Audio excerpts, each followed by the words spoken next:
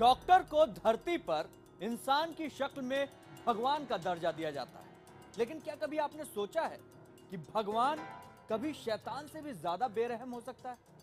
आज हम आपको ऐसी एक सूरत से मिलवाएंगे जिसकी आवाज ने पहले तो एक बाप का कलेजा सुखा दिया और अब उसके आंसू भी सूखने लगे।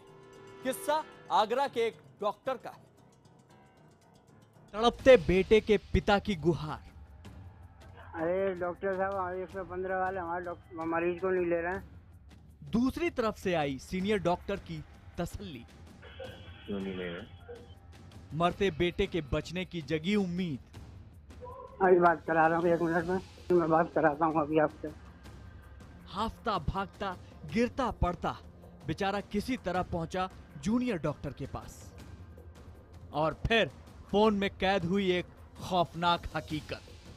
क्यों यार, इसके पेशेंट को कौन रात में फोन करके बोल रहा है कि तुम एडमिट नहीं कर रहे हो? सुनाई दी जमीनी फरिश्ते की शैतानी असलियत। एडमिट कर ले, ब्लड लिख दे, मेडिसिन में एडमिट करो या सर्जरी में करो, कहीं तो एडमिट करा दो। पता नहीं कहाँ से कौन फोन कर रहा है। नहीं कर तो मरने के लिए भी एडमिट कर लो, मार डालो चाहे।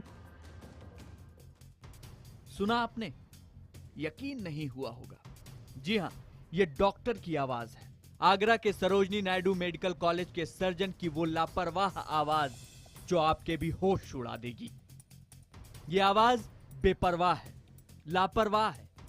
ये आवाज खौफनाक है और ये है वो चेहरा जिसकी आवाज अभी आपने सुनी। ये वो चेहरा है जिस पर न जाने कितने लोग आंख बंद करके भरोसा करते हैं। उसे भगवान से कम नहीं मानते। यकीनन उसने जाने कितनी जानें भी बचाई होंगी, जाने कितने लोगों का इलाज किया होगा, लेकिन कम से कम इस पिता के आरोपों और इस ऑडियो रिकॉर्डिंग को हकीकत माने तो इसकी शख्सियत के सिक्के का दूसरा पहलू भी है। आरोपों में लिपटा वो पहलू जो अगर सच साबित हुआ तो इस रूहानी पेशे पर यह बदनुमा दाग बन जाएगा, रहमतगार से गुनहगार बन जाएगा। दोनों डॉक्टर के बीच हुई इस घिनौनी खौफनाक बातचीत को यह पिता सुन न सका। वो सुन न सका उसके जिगर के टुकड़े के कत्ल की साजिश। वो जान पाता तो उसकी आंखों में अपने बेटे की मौत के आंसू न होते। वो दर्द जिसके साथ उसकी जिंदगी का अब हर लम्हा सिसकता तड़पता बीतेगा।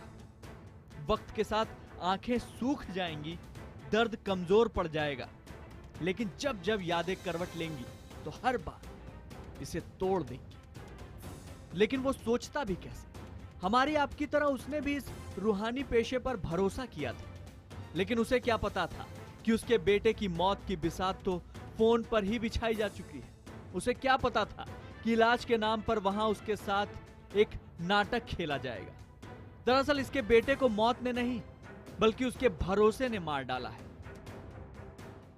वो तो उन्होंने की बात हुई थी, मेरे को तो सुनाई नहीं थी।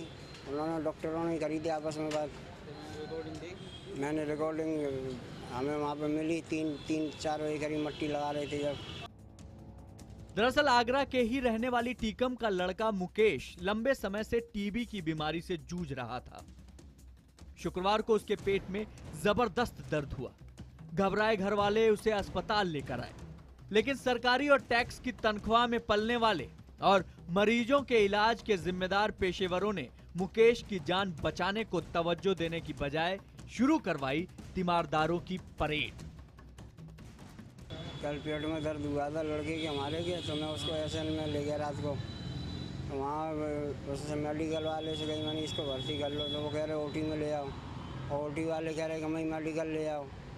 तो फिर उन्होंने मेडिकल वालों ने कही कि वहाँ पर दीवार पर नंबर लिखा हुआ है और वहाँ से कर लो बात। टीकम के लिए वो नंबर नहीं था, बल्कि उसके घर के बुझते चिराग पर छांव की आखिरी उम्मीद थी। मौत की उस आंधी को थामने के लिए उसने फोन किया। फोन पर आई आवाज ने उसे तसल्ली भी दी।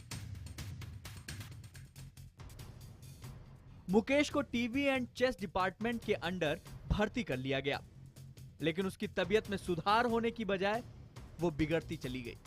घर वालों के मुताबिक इंजेक्शन लगाने के बाद टीबी वार्ड में रेफर कर दिया गया, जहां उसे ऑक्सीजन लगा दिया गया, लेकिन कुछ ही देर बाद उसकी मौत हो गई।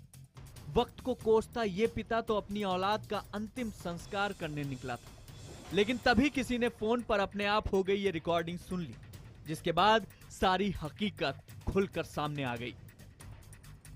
पुलिस के मुताबिक इस मामले में मेडिकल बोर्ड की रिपोर्ट के आधार पर ही एफआईआर दर्ज कराई जाएगी।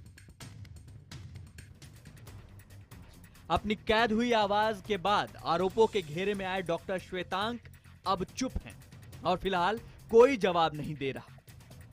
बहरहाल मुकेश की मौत से इस पेशे के दामन पर एक बदनुमा दाग तो जरूर लग गया है।